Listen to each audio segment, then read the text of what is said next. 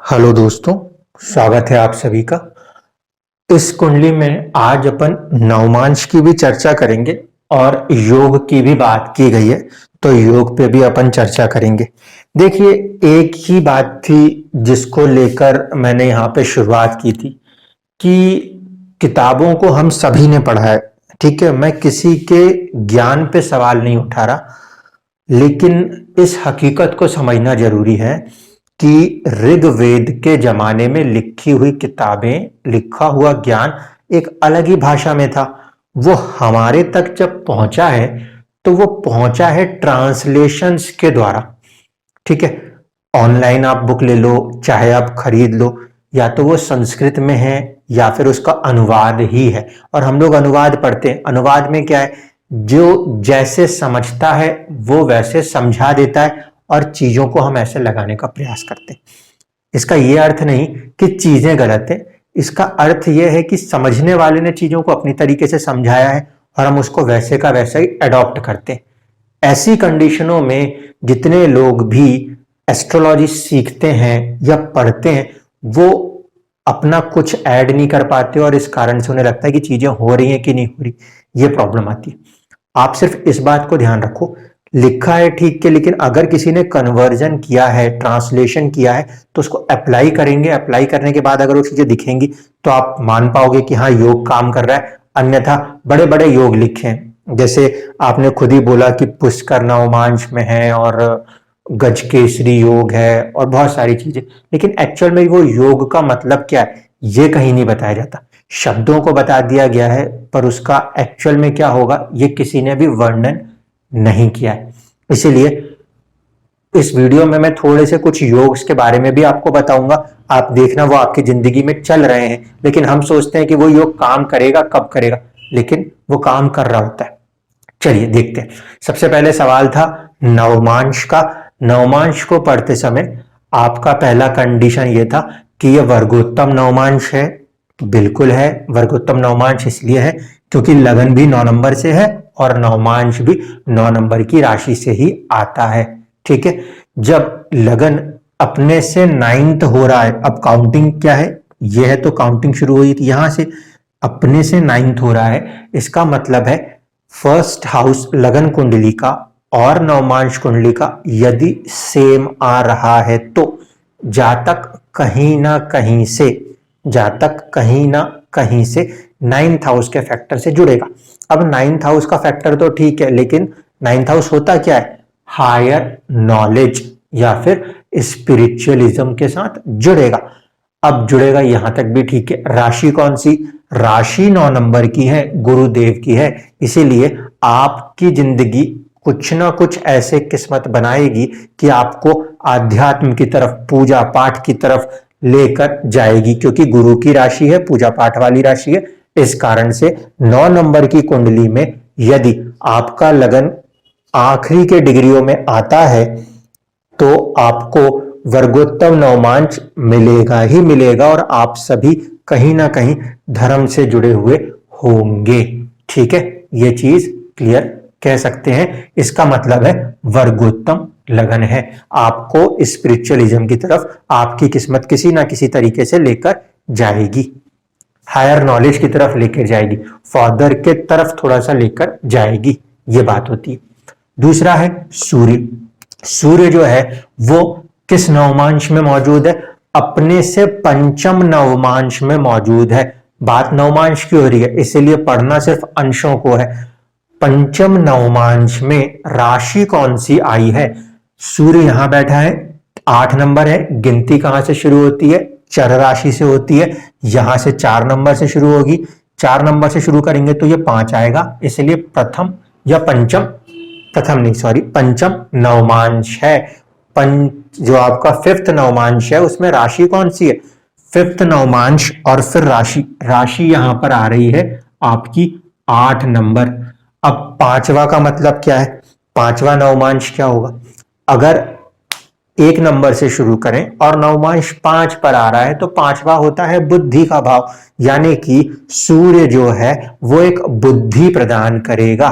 किस चीज के लिए, वो प्रदान करेगा 8 नंबर। 8 नंबर की राशि मतलब मोक्ष, मोक्ष त्रिकोण है ना, तो मोक्ष का मतलब कर्मा के लिए, आप जो कॉम्पिटिटिव एग्जाम को क्लियर कर पा रहे हो उसके लिए एक बुद्धि प्रदान करेगा वो सूर्य। वो किसकी राशि में गया है?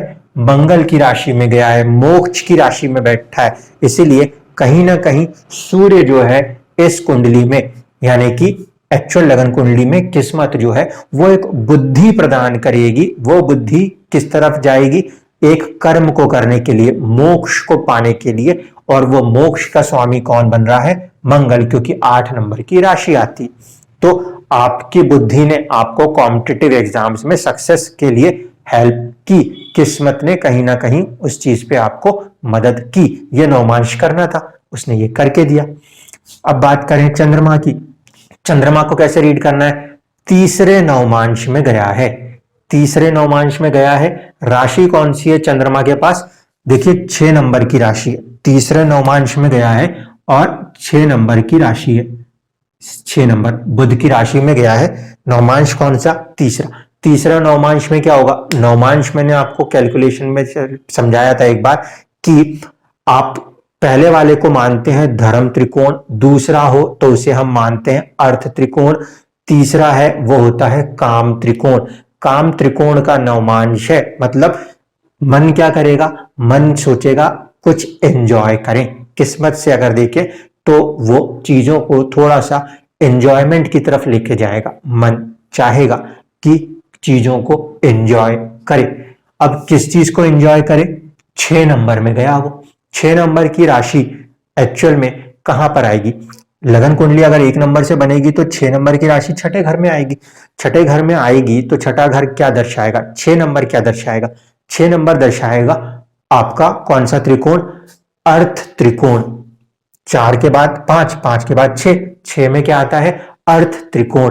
तो चंद्रमा जो नवमांश से लगता है कि एंजॉयमेंट की बात करेगा, वो राशि से लगता है पैसे को कमाने की चाह रखेगा। मन जो है पैसे को कमाने की चाह रखेगा। नेचुरल वो 6th हाउस में है तो थोड़ा सा ऐसे झगड़े वाले कामों के अंदर भी मन लगा रह सकता है। ये चंद्रमा का नवमांश बता रहा है। ठीक है, फिर आ जाइए मंगल के ऊपर। मंगल जो है वो अपने से 9वें नवमांश में गया है और राशि फिर से कहां आई है? 6 नंबर। अब मंगल भी क्या करेगा? मंगल पैशन है, मंगल पुरुषार्थ है, वो अपने से नवा गया है। अपने से नवा का मतलब क्या होगा? नवा नवमांश जो होता है वो एक्चुअल में कहां पर आता है? अगर 1 नंबर से कुंडली बने तो 9th हाउस में आएगा। 9th हाउस में आएगा मतलब साहस पराक्रम का एक अच्छा अद्भुत ज्ञान। साहस पराक्रम मंगल, उसका एक अच्छा अद्भुत ज्ञान आपके अंदर होगा। फिर राशि कौन सी? 6 नंबर। कौन सा त्रिकोण आएगा?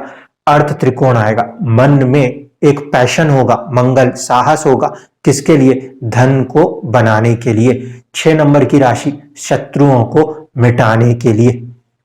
6 जो होता है उसके ऊपर मंगल का इंपैक्ट इस तरीके से रीड करेंगे तो वो करेज देगा अपने दुश्मनों को समाप्त करने का। यहां पे नवमांश में मंगल इस स्थिति को दर्शाता है। क्या? एक तो चाहत पैसे कमाने की, दूसरा दुश्मनों से लड़ने की ताकत। फिर बात करिए बुध को। बुध ने तीसरा नवमांश लिया है। तीसरा का मतलब फिर नवमांश के आधार पे हम देखेंगे तो एंजॉयमेंट। राशि जो आ रही है वो बुध की खुद की आ रही है। 6 नंबर। 6 नंबर का फिर मतलब क्या हुआ? 6 नंबर नेचुरली कहां आता? उस वाले नवमांश में आता है जहां पर कि हम धन बनाना चाहते हैं, या फिर 6 नंबर की राशि होने के कारण शत्रुओं से लड़ने के लिए आपकी बुद्धि, बुद्ध क्या है? बुद्धि, उसमें भी आपको सपोर्ट करेगी। ठीक है, ये कंडीशन नवमांश बता रही है। जुपिटर का नवमांश देखिए। गुरु का नवमांश जब हम ले रहे हैं तो वो छठे नवमांश में बैठा है। छठे नवमांश में बैठा है मतलब अगर गिनती गिने नेचुरली यहां से जाएं तो वो 6th में आ गया। अब छठा नवमांश किस बात को दर्शाएगा? नवमांश के पोजीशन से छठा नवमांश दिखाएगा पैसों का बनाना, अर्थ त्रिकोण। ठीक है, लेकिन राशि कौन सी आई है? राशि जो आई है वो 3 नंबर की आई है। अब 3 नंबर की राशि किस चीज को दर्शाती है? नेचुरली 3 नंबर की राशि तीसरे भाव पराक्रम को दर्शाती है। तो गुरु जो है वो क्या दिखा रहा है? गुरु दिखा रहा है कि कहीं ना कहीं वो आपको एक साहस, एक पराक्रम देगा। अब ये गुरु है कौन? ये गुरु है आपकी हेल्थ और ये आपका मन, आपकी प्रॉपर्टी, ये है गुरु। ये किस्मत में किसको सपोर्ट कर रहा है? करेज को सपोर्ट कर रहा है। आप यदि किसी भी यूनिफॉर्म की सर्विसेज में हैं तो आपकी physical fitness is a prime recruitment. किस्मत इस चीज को बता रही है कि देखिए मेंटेन कर सकते हैं अपने से। तीसरा, करेज में बॉडी जाएगी, फिटनेस रहेगी तभी तो करेज होगा। ये चीज इस बात को दर्शा रही है। फिर चलते हैं शनि की तरफ। शनि तीसरे नवमांश में बैठा है। राशि फिर से देखेंगे तो 6 नंबर की आएगी। तीसरा नवमांश अभी जस्ट जैसे समझाया बुध के लिए वैसे ही, तीसरा मतलब एंजॉयमेंट की बात होती है। तीसरा नवमांश जो होता है वो तृतीय भाव को कहीं ना कहीं कनेक्ट करता है। यहां से चलेंगे तो छठे को कनेक्ट करता है, फिर आगे चलेंगे तो कहीं ना कहीं 10वें को या 11वें को कनेक्ट करेगा।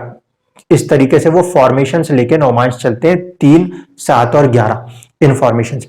तो ये जो नवमांश है शनि का, ये नवमांश भी तीसरा है। तीसरे का मतलब फिर से एंजॉयमेंट, अपने काम को एंजॉय करना चाहेगा। प्लस शनि फिर बैठा है 6 नंबर की राशि। 6 नंबर की राशि फिर वही शत्रुहंता वाली बात आएगी, ठीक है। तो उसमें भी काम कर सकते हैं। सर्विस 6th हाउस, सर्विस में शनि हेल्प कर रहा है। यहां से नवमांश इस बात को दिखाता है। इसके बाद बचता है राहु, केतु और शुक्र। तो राहु को देखें, वो अपने से पंचम नवमांश में गया। पंचम नेचुरली क्या है? बुद्धि को दर्शाता है। और पंचम जो है वो बेसिकली आप जब काउंट करोगे तो 4 के बाद यानी कि मोक्ष के बाद फिर किस में आएगा? धर्म त्रिकोण में आएगा। राहु का धर्म त्रिकोण में आ जाना कई बार आपको ऐसी थॉट प्रोसेस भी देगा कि आप चल तो रहे हो उस पथ पे, लेकिन राहु जब 9th से कनेक्ट हो तो उससे विमुख भी कर देगा कि हम तो ये पढ़ रहे हैं लेकिन ये तो लग ही नहीं रहा, ये अप्लाई कर रहे हैं ये लग नहीं रहा। वो राहु एक बुद्धि है, वो बुद्धि उस चीज को फिर क्या करेगी? हटाती है वहां से, पृथकतावाद है। तो एक समय तक आपको इस चीज से जोड़ के रखेगा। राहु एक समय के बाद उस चीज से हटाने का काम कर सकता है। ये नवमांश इस तरीके से इशारा कर रहा है कि बुद्धि जो है हायर नॉलेज को पाने के लिए डिजायरनेस को भी दिखा सकती है और एक समय पर उसको सेपरेटिव टेंडेंसी से छोड़ भी सकती है, ठीक है। राशि कौन सी है? राशि जो है वो क्योंकि सूर्य की राशि है तो सरकार की तरफ एक डिजायर रहेगी सूर्य की राशि, लेकिन परेशानियां भी आएंगी सरकार में क्योंकि नवमांश में राहु इस तरीके से कनेक्ट हो रहा है। केतु को देख लीजिए, वो भी 5वां है, लेकिन ये जुड़ रहा है किससे? ये जुड़ रहा है आपके 11 नंबर से, शनि की राशि से जुड़ रहा है, ठीक है। 11 नंबर से जुड़ने के कारण, शनि की राशि से जुड़ने के कारण केतु जो है वो कहीं ना कहीं सुख में कुछ कमी को दर्शाता है। वो अध्यात्म का ग्रह है और शनि कर्म का ग्रह है। तो आप अपने कर्म से उतने सुखी भी नहीं रह पाओगे जितना आप चाहते हो। क्यों? क्योंकि राशि किसकी है? शनि की। शनि की राशि में केतु बैठा। केतु जो है वो कर्म से बारीकी की मांग करता है, लेकिन वो कर्म को या मटेरियलिस्टिक साइड को बहुत ज्यादा सपोर्ट नहीं करता। हाँ, शनि और केतु का कॉम्बिनेशन थोड़ा सा आपको अध्यात्म के पॉइंट पे लेकर आ सकता है, वहां के लिए ठीक है। अन्यथा केतु का यहाँ ये बैठना कर्म के सुखों में कमी को दर्शाएगा, ठीक है। ये नवमांश बता रहा है। अब बचा है शुक्र। शुक्र के हिसाब से हम गए हैं 2nd नवमांश में। पहला यदि धर्म है तो दूसरा है अर्थ। शुक्र की कामना होगी, विलासिता की कामना होगी कि मेरे पास कहीं ना कहीं सेविंग्स हो, ये बता रहा है। वो राशि जो वो ले रहा है, वो राशि ले रहा है कौन सी? वो राशि ले रहा है आपके लिए 5 नंबर। 5 नंबर की राशि ले रहा है तो ऐसे परिस्थिति में ये किसके हवाले चला गया? सरकार के हवाले। तो आपके अंदर एक कामना होगी। शुक्र क्या है? एक कामना है। किस चीज की? सरकार को लेकर कि वहां से मुझे धन मिले और वो मुझे सेविंग्स में हेल्प हो। यही सारी चीजों ने सोचकर ही तो कहीं ना कहीं आपकी जिंदगी को एक डायरेक्शन दी है, एक प्रोफेशन में जाने की। तो नवमांश वो हालात, किस्मत की वो चीजें हैं जो किसी को किसी तरफ मोड़ते हैं। पहला वाला लगन जो है वो कहाँ मोड़ रहा है? वो मोड़ रहा है आध्यात्म की तरफ। बाकी के ग्रह जो हैं वो अपने अपने तरीके से मोड़ रहे हैं। ये जो है 8 नंबर, 8 नंबर क्या है? ये मोक्ष त्रिकोण को दर्शाता है। 8 नंबर नेचुरली तो कर्मा की तरफ लेके जा रहा है। चंद्रमा छठे को दिखा रहा है, ये किसको दिखाता है? ये दिखाता है हमारे लिए अर्थ त्रिकोण, तो ये पैसे की कामना दिखा रहा है। ये भी पैसे और साहस की चीज दिखा रहा है। ये छठा पे आ रहा है, तो ये किस में जाएगा? पैसे और साहस की तरफ जाएगा। ये नेचुरली 3 नंबर है, ये पराक्रम की तरफ जाएगा। फिर पैसे और साहस, ये ज्ञान की तरफ जाएगा, धर्म की तरफ जाएगा। ये जो है ये 5 नंबर की राशि ले रहा है, सेकंड ले रहा है, सेकंड ये वाला, इसका मतलब सेविंग्स की तरफ जा रहा है। लेकिन 5 नंबर यानी कि सूर्य की राशि ले रहा है, इसलिए राजसिक तरफ पे ये सेविंग्स की कामना को दर्शाएगा। तो ये था आपका नवमांश जो आप चाह रहे थे कि एक बार स्टडी किया जाए। इस तरीके से नवमांश को स्टडी करना है, ठीक है। इसके बाद अब चलते हैं, आपने योग्स की भी बात करी है तो योग को भी देख लेते हैं। शुरुआत करता हूं मैं गजकेसरी योग से, ठीक। गजकेसरी योग से पता नहीं आप क्या समझें क्या नहीं समझें, एक बात को समझिए, गजकेसरी में यह बात लिखी गई है, जब कभी भी गुरु चंद्रमा से केंद्र में हो, इसका मतलब पहला इस लाइन का यह है कि जब भी ग्रह आपस में केंद्र में बैठते हैं तो एक दूसरे को प्रभावित करते हैं। अब हमें यह देखना है कि गुरु चंद्रमा को प्रभावित करेंगे, ठीक है। यह योग काम कर रहा है, बिल्कुल काम कर रहा है। गुरु क्या है? गुरु इज स्पिरिचुअल नॉलेज, और चंद्रमा क्या है? मन, बुद्धि। बुद्धि तो सॉरी नहीं कह सकते क्योंकि बुद्धि को तो मैं उसमें जोड़ूंगा बुद्ध के साथ। चंद्रमा क्या है? मन। गुरु की दृष्टि है, स्पिरिचुअल नॉलेज है, वो किसकी तरफ जा रहा है? मन की तरफ जा रहा है। आमने सामने बैठे हैं, ठीक है। तो ये योग काम कर रहा है, इसीलिए आप बड़ी बड़ी शास्त्रों की किताबों को पढ़ रहे हो, चीजों को खोज रहे हो। क्यों? क्योंकि नेचुरली इस पर्टिकुलर कुंडली में देख लीजिए, चंद्रमा 8वें का स्वामी है जो कि खोज को बताएगा, रिसर्च को बताएगा, और गुरु ज्ञान है, वो उस ज्ञान को और बढ़ा रहा है अपनी दृष्टि देकर। इसलिए आप खोज पा रहे हो, अंदर ही अंदर आप एस्ट्रोलॉजी में रिसर्च कर पा रहे हो। ये रिसर्च क्यों कर पा रहे हो? ये गज केसरी योग है। गज हाथी, केसरी जो है हम ऐसा मानते हैं कि वो बड़े सुख के संसाधनों को दर्शाएगा। क्या गुरु सुख के संसाधनों को दर्शाता है? क्या चंद्रमा सुख के संसाधनों को दर्शाता है? इसको भी सोचिए, देखिए दर्शाता है। कैसे दर्शाता है? चंद्रमा नेचुरली 4th हाउस का एक सिग्निफिकेंट प्लैनेट होता है, और गुरु जो है वो किस्मत का नेचुरल सिग्निफिकेटर होता है। इसलिए लिखा गया कि गज केसरी योग आ जाए तो क्या मिलना चाहिए? तो मिलना ये चाहिए कि सुख संसाधन जो है वो नेचुरली मिलने चाहिए। इस कुंडली में नेचुरली मिलने चाहिए, तो पर्टिकुलरली ग्रहों के पास क्या पोजीशन है इसको देखना पड़ेगा। चंद्रमा यहां 8वें का स्वामी है, एंसेस्ट्रल प्रॉपर्टी, और गुरु जो है वो प्रॉपर्टी के घर का मालिक है और सेल्फ फर्स्ट हाउस का मालिक है। इसलिए 1 और 4 का कॉम्बिनेशन 8 के साथ है, तो ये हो सकता है आपको जिंदगी में कभी पैतृक संपत्ति मिल जाए। ये होगा गज केसरी का मटेरियलिस्टिक रिलेशन, ठीक है। जबकि एक्चुअल में ये योग काम कर रहा है, आप रिसर्च ऑकल्ट्स में जाना चाह रहे हो, वहां पे वो आपको सारी सुविधाएं दे रहा है।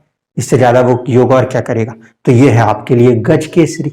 दूसरा आप योग फॉर्मेशन लेना चाहते हैं, उसको देखते हैं। बहुत सारे ग्रह एक साथ बैठे हुए हैं, ऐसी परिस्थिति में कैसे कहा जाए कि कौन सा योग काम कर रहा होगा? अब उसको देख लीजिए। विपरीत राजयोग, आपने दूसरा शब्द यूज किया, विपरीत राजयोग। विपरीत राजयोग, ठीक है। विपरीत राजयोग की परिस्थिति यह है कि जो ग्रह है वो विपरीत परिस्थिति में होना चाहिए, तब जाके तो वो राजयोग बनेगा, ठीक है। चंद्रमा अपनी राशि का बैठा है, इस पे क्या विपरीत परिस्थिति है? बोला कौन सा पापी ग्रह इसको देख रहा है? कोई पापी ग्रह नहीं देख रहा, वो तो खुश है वहां बैठा हुआ, उसको कहीं कोई दिक्कत नहीं।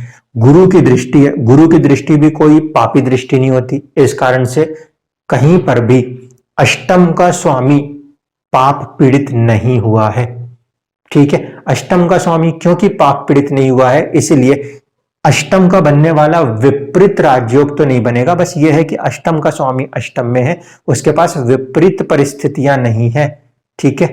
ज्यादा से ज्यादा ये क्या कराता है विपरीत राजयोग की अगर कंडीशन भी कहें? अष्टम का स्वामी अष्टम में बैठा है, आयु को बचाए रखेगा। कई बार कोई चुनौतियां आ रही हैं, परेशानियां आ रही हैं, एक्सीडेंट्स हो रहे होते हैं, तो जहां तक उससे थोड़ा सा बच के निकल जाता है। ये है यहाँ के लिए विपरीत राजयोग। आपने दूसरा सवाल दिया कि शुक्र भी विपरीत राजयोग बना रहा है। शुक्र अगर विपरीत राजयोग बना रहा है तो फिर आप मुझे एक बात बताओ, यदि वो उस भाव से ही भाव चलित में खिसक गया तो इसका मतलब है कि वो 12th में बैठा नहीं है। ऐसी परिस्थिति में भी वो विपरीत राजयोग बनाने की स्थिति में नहीं रह जाएगा, ठीक है, क्योंकि वो भाव से बनने वाले योग है, भाव में बैठा होना चाहिए। भाव चलित में यदि ग्रह ही खिसक गया तो वो उस भाव का एग्जैक्टली रिजल्ट नहीं कर रहा, इसलिए वो विपरीत राजयोग वाली उम्मीद करना गलत होगा। जो योग बनेगा वो योग कौन बनाएगा, वो बनाएगा शनि।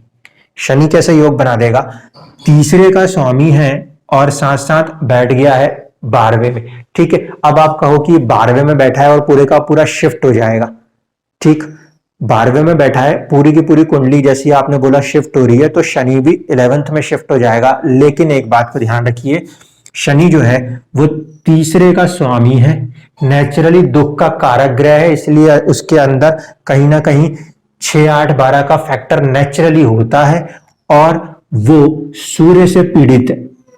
तो एक ग्रह पीड़ित भी हो और पीड़ित होने के साथ साथ वो एक बुरे भाव का स्वामित्व ले रहा है, शनि ले रहा है तीसरे भाव का, अष्टम से अष्टम, और पीड़ित भी है। और दूसरी बात है वो दुख का नेचुरल कारक ग्रह है, इस कारण से शनि जो है वो एक विपरीत राजयोग की परिस्थिति बनाता है। विपरीत राजयोग की परिस्थिति किस तरीके से बनेगी कि सर्विस के अंदर रहते रहते रहते रहते कहीं पर कुछ हायर लेवल्स के लोगों के साथ आपके रिलेशंस बन जाएं और एक समय पर वो सर्विस को आप छोड़कर किसी दूसरे हायर राइज की तरफ मूव ऑन कर जाएं। ये एक परिस्थिति बन सकती है, क्योंकि किस्मत में शनि जो है वो आपके, अगर लगन कुंडली से देखें, मतलब नवमांश में भी देख लें, तो 10th हाउस में आ रहा है। एक समय वो परेशान करे और परेशान करने के साथ साथ कोई ना कोई दूसरा सपोर्ट उसे मिल जाए जिस कारण से वो परेशानी को निकल के एक हायर पोस्ट पोजीशन ले ले। ये विपरीत राज्य कौन बनाएगा, शनि बनाएगा, ना कि शुक्र, ना कि चंद्रमा, ठीक है। तो विपरीत राज्यों की कहानी खत्म हो गई। अब कॉम्बिनेशंस को देख लेते हैं कि कौन कौन से योग हैं। क्या कारण था कि मैंने आपकी कुंडली को देख के कहा था यूनिफॉर्म वाली जॉब होनी चाहिए। देखिए, जब नवमांश को देख रहे थे तो मंगल वर्गोत्तम आ रहा है, मंगल का यहाँ पूरा पूरा प्रभाव है, ठीक है। नवमांश में 10th हाउस के ऊपर शनि का प्रभाव है और बुध का भी प्रभाव है। और आपका दशमांश कुंडली को आप खोलोगे तो आपका दशमांश भी फिर से, क्योंकि ये 28 डिग्री है, 28 डिग्री को जैसे डिवाइड करेंगे 3 के फैक्टर से तो वो अनंता आएगा। अनंता मतलब फिर से बुध के हवाले, लेकिन एक्चुअल में नवमांश में उसे मिल रहा है मंगल, दशमांश में मिल रहा है शनि। तो शनि और मंगल से जुड़ के कोई काम होना चाहिए, और बुध भी आ रहा है, छठा घर वाला फैक्टर वहां पे आ रहा था। इसीलिए मैंने कहा कि दुश्मनों से लड़ाई झगड़े करने और इन वाली चीजों में मन लगा रहे, पुलिस की नौकरी हो जाए, सेना की नौकरी हो जाए, ऐसे वाले काम हो सकते हैं, ठीक है। दशमांश के अंदर जैसे हम डिवीजन लेंगे, 3 से डिवाइड करेंगे तो ये 10 का हिस्सा है, क्योंकि 27 पे 9 और इसके बाद 10, और 10 को यहां से गिनेंगे तो ये 10th है। 10th का मतलब बुध को ही अपना काम करना है, बुद्धि वाला काम हो, प्लस कहीं ना कहीं पराक्रम साहस का काम हो, इसलिए सेना की सर्विसेज होती है। योग की बात अब कर लेते हैं कि सर्विस आ गई, ये तय है, राजयोग अब जोड़ने।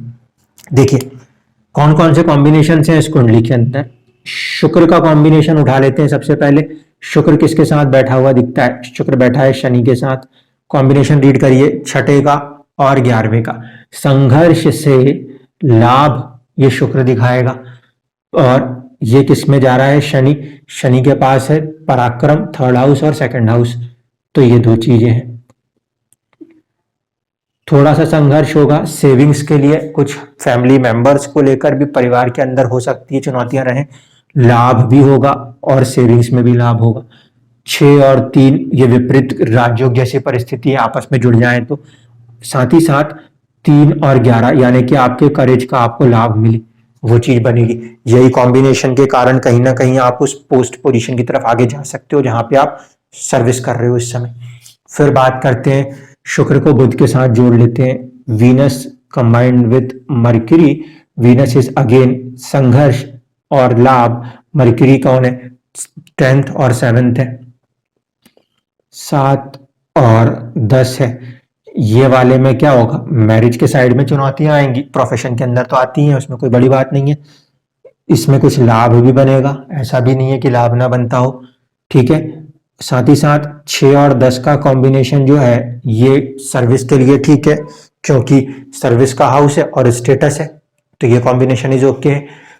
इसके साथ साथ 11 और 10 का कॉम्बिनेशन है, इसीलिए कहीं ना कहीं राइज ऑफ स्टेटस बनेगा, ठीक है। अभी भी ये राजयोग बनाने वाले कॉम्बिनेशन से नहीं हो रहे, क्यों? क्योंकि इनमें कौन सी चीज नहीं पूरी हो रही, 5-9, 1-5-9 वाला कॉम्बिनेशन कंप्लीट नहीं हो रहा। इस कारण से ये जो राजयोग बनेंगे इसमें नेचुरली हमें सपोर्ट अभी नहीं दिखाई दे रहा जो कि बड़े लेवल पे लेके जाए। ये सारे के सारे जो है ये छोटे लेवल के राजयोग है, क्यों? क्योंकि देखिए स्टेटस का लाभ मिल रहा है संघर्ष के साथ, यहाँ पे धन का लाभ मिल रहा है संघर्ष के साथ, ठीक है। अगर पंचम जुड़ता हो तो ज्यादा फायदा बनता है। अब देखिए शुक्र के साथ सूर्य का जुड़ना, ये एक पॉजिटिव कंडीशन कही जाए या नेगेटिव कंडीशन, ये भी कोई बहुत बड़ी पॉजिटिव कंडीशन नहीं है। ये कैसा है? ये है अभी भी 6 और 11, ये किसके साथ जुड़ गया है? 9th हाउस के साथ।